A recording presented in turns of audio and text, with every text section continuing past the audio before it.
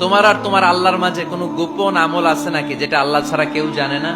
জীবনে আমাদের প্রত্যেকের এমন কিছু গোপন আমল, ইবাদত আর দান সদকা করা দরকার যেটা দুনিয়ার কেউ জানে না। জানে আমার রব আর জানি আমি। এরকম দান থাকার দরকার আছে না নাই? তোমার জীবনে এমন কোন গোপন সদাকা আছে নাকি যেটা আল্লাহ ছাড়া কেউ দেখেনি? এই গোপন সদাকাটা আল্লাহ খুব পছন্দ করে।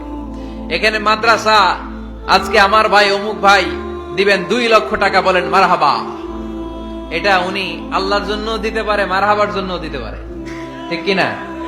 কিন্তু রাতের আধারে রাস্তার পাশ দিয়ে হেঁটে যাচ্ছেন, মসজিদের দান বাক্সটা লেখা, উপরে সাইনবোর্ডে লেখা মুক্ত হস্তে আল্লাহর ঘরের জন্য দান করুন। কেউ নাই, কাক পক্ষী নাই। রাত বাজে 2টা, হঠাৎ করে পকেট থেকে 1000 টাকার বা 100 টাকার কচকচে নোটটা আপনি দান করে দিলেন। ওই দানটা 1 কোটি টাকার দানের চেয়েও বড় দান। কারণ দুনিয়ার কেউ তখন দেখে নাই, দেখেছে কে? কেউ যেটা দেখে না সেটা দেখে কে? কেউ যেটা জানে না সেটা জানে কে? সবার চোখ ফাঁকি দেয়া গেলেও আমার আল্লাহর চোখ ফাঁকি দেয়া যায়?